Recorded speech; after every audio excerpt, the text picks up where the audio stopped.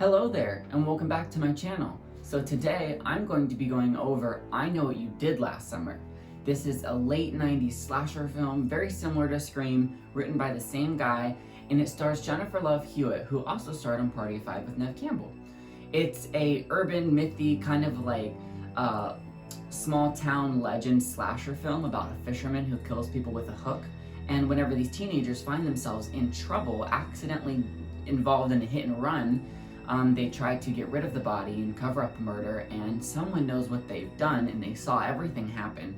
So a year later, when they start getting threats, the threats are I Know What You Did Last Summer, hence the title of the movie. It stars Julie James trying to figure out what she wants out of life, and she's kind of part of the small town. She's about to go off to college. It's her last summer with her friends when this, life-changing trauma happens to her, and it completely flips her world upside down, and then now she has to deal with being targeted and stalked and having all of her friends being killed. And it's super awesome. It's a great 90s film, and with all of that being said, I think we should get right into I Know What You Did Last Summer.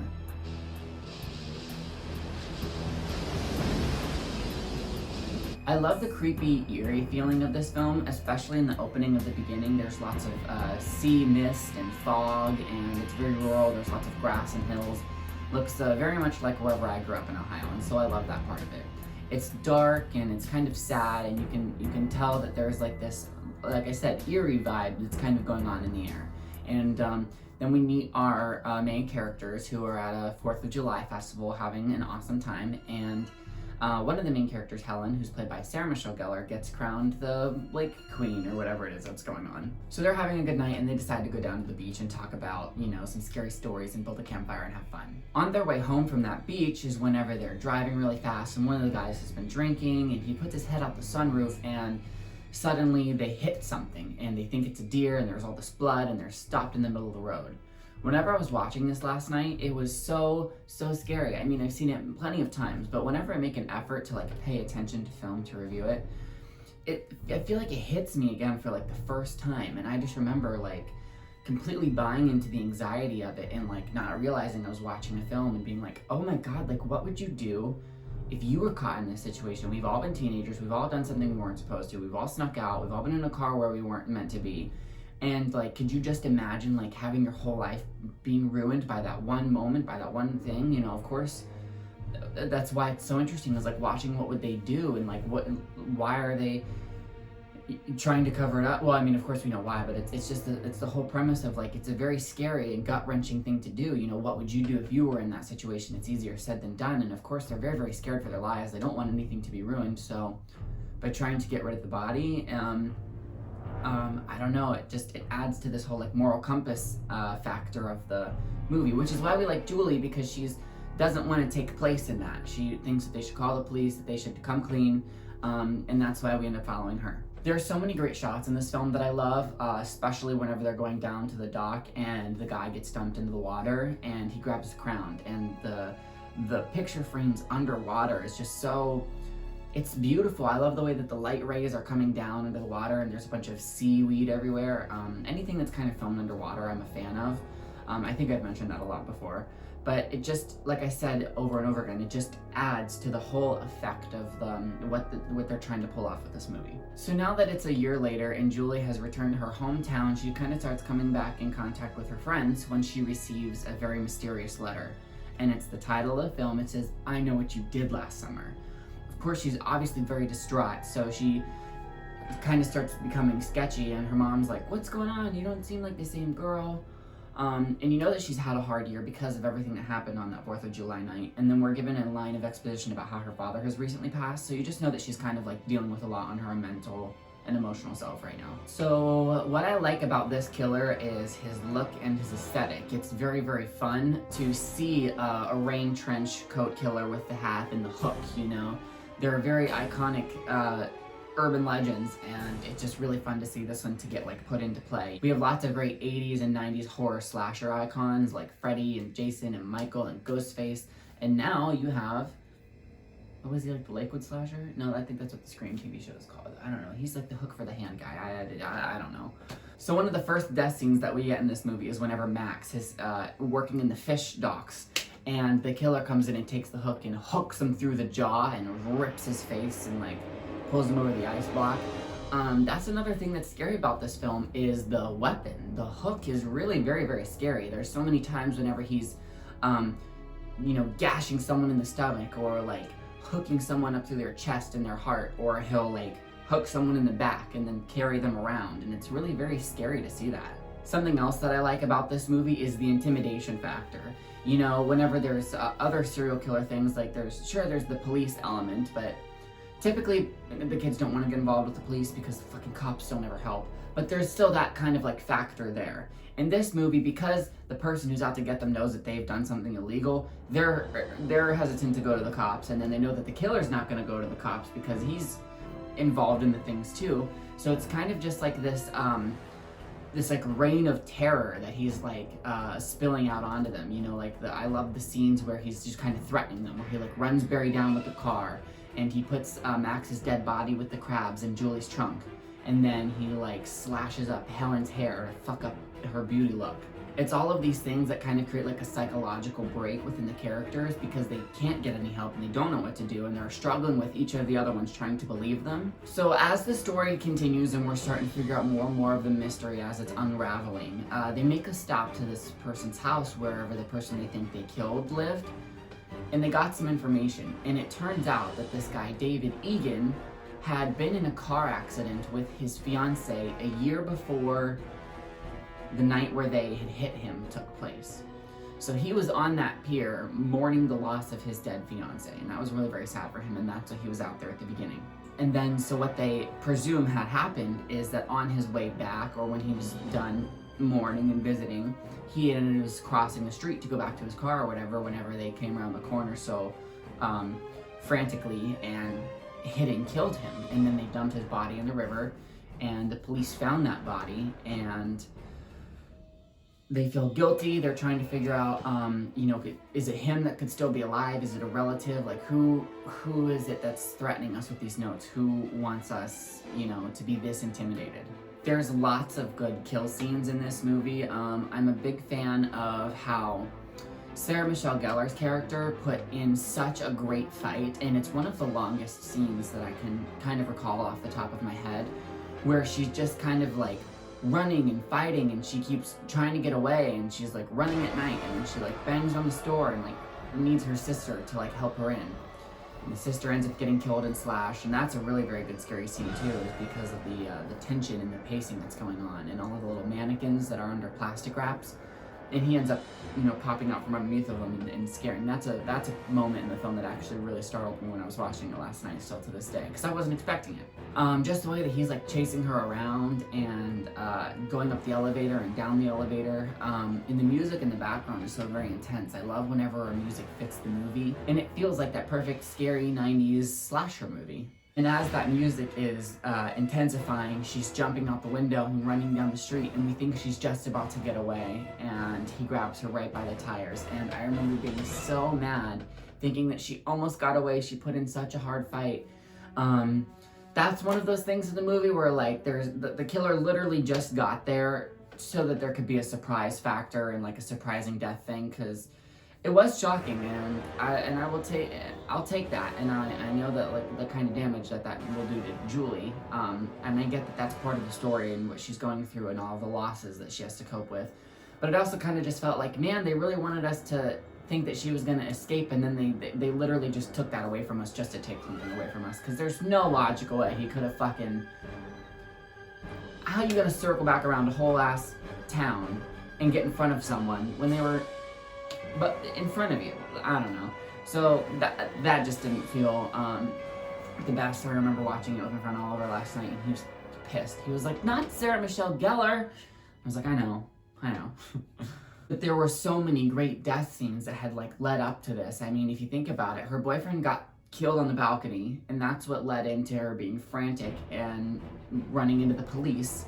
And then the police is trying to calm her down and take her to the station, and he runs into the killer.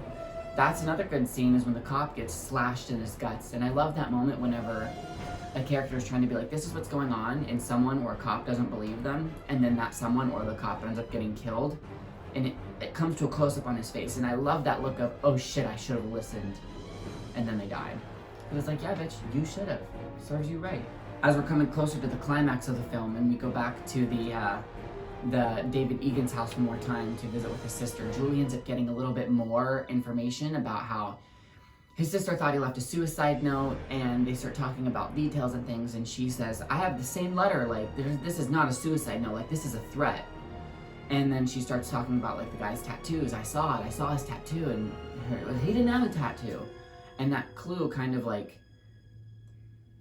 connected things around, and by the time that we get to the revelation and she ends up running into the guy on the dock and being up on his boat, we discover that they did not actually hit and kill David Egan.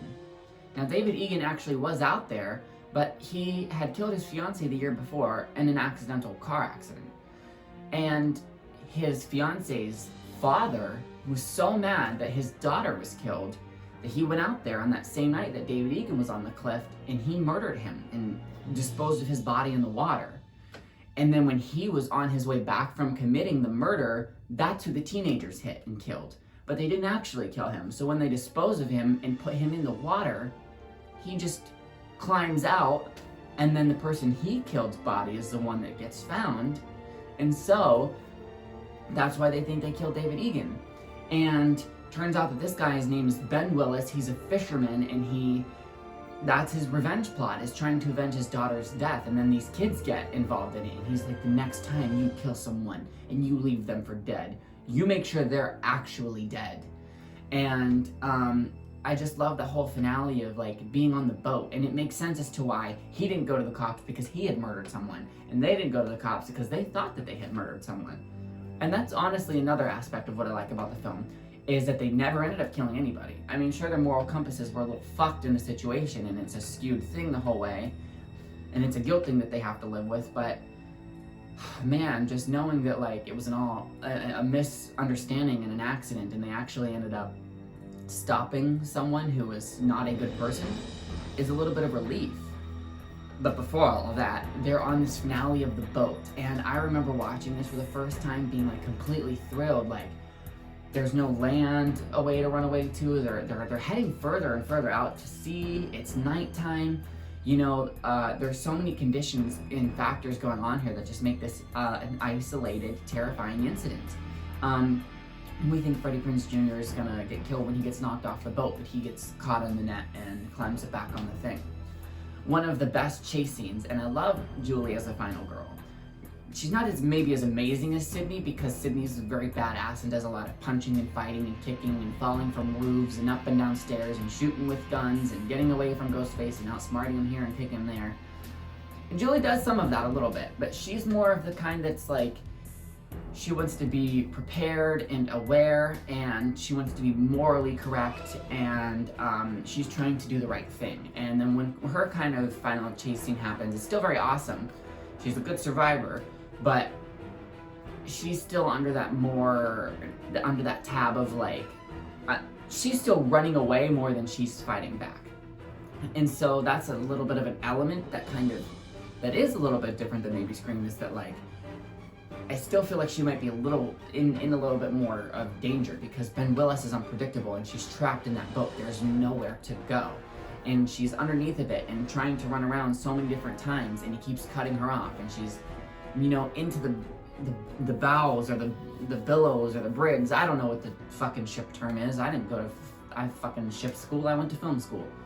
But just, like, all of the places where she's, like, crawling through the ice and, like, trying to get underneath, it was so intense, and I didn't know boats looked like that on the inside. I'm sure some of them do, obviously, but, like, I never knew that could be, like, some, like, little maze that you could have fun with and making such an interesting scene out of. And I really just love the finale and the ending of this, where collectively they best him by getting his hook caught up in a rope, and his hand gets ripped off into the pulley, and he gets caught up in the ropes again and flung off and out over into sea. And it kind of ends on that open-ended note where it's like, they said, well, because they found the hand, and the cops are there, and they're like, well, the body will wash up in a few weeks. They almost always do. And they're sitting there at the end thinking, like, you know, they don't have the complete confirmation, but, you know, what they do have is that his complete hand is missing, and he just got thrown out into the open ocean in the middle of the night. You know, so he could bleed out or get washed away into the current. You know, for as far as they know, they're good, and the police are involved now. They told them, I don't know why he's after us. That, you know, they've got the protection and the coverage, and everything's come clean, and all the ties seem to be wrapped up until there's a little last 30-second scene. And I'm sure at the time that was just to be fun and to like have the film end on like an eerie note. But now that you know that it's a set of a series, it's really very fun to see that that last 2 minutes is pretty much the opening 2 minutes of I Still Know What You Did Last Summer. So if you think about it, this happens where she gets gotten in the shower because it says I still know, and that's kind of like foreshadowing. And then we if you put the second one directly in, she's kind of like having nightmares about that going on. So it's literally like a perfect bridge, and I love that about it. So yes, that was my review of I Know What You Did Last Summer. Such a good classic 90s movie. Such a good slasher. It was very fun to refresh my memory with this. I forgot about how much I actually cared for it and how much of a fun lore it is to pay attention to. Now the hook killer isn't my favorite, but you know, he's definitely up there because I've never really seen anything like Pinhead or some other things. So as far as, you know, slasher movies go, I love this villain. I think he's awesome and menacing, and I love the payoff. I love the writing. Kevin Williamson is brilliant when it comes to these kind of like movies, and I feel like everything paid off. I feel like it goes so well with Scream, like hand in hand. And yeah, let me know what you guys thought about it and what your favorite moments are. How old were you when you saw it? Do you resonate with these kind of movies? Do you like urban legend things? I would love to be able to actually do urban legend sometime because I've never seen that. But yeah, I can't wait to get into I Still Know What You Did Last Summer. I want to just finish the Nightmare on Elm Street franchise and the Alien franchise. So this is the box set that I have. It's just a single DVD case, but it's the I Know What You Did Last Summer trilogy. And it contains 1, 2, and 3. I've never seen the third one because I hear it's kind of an anthology film, and I hear that it's not as good, but I'm going to be tackling it just because, you know, why say I've never seen something? I'm excited to see what it's about and see if I like it or see if it's so bad that it's good, or I don't know, I'm just really excited for it. But yeah, that's the DVD set that I have, an important part of my collection because everyone knows that I love my DVDs and I love my horror movie icons. Be sure to check out some of my other videos. I've done a bunch of different genres and I plan to do a bunch more. I've done some location visits, and be sure to stay tuned and check back whenever I post something new. Alright, thanks for watching. Bye.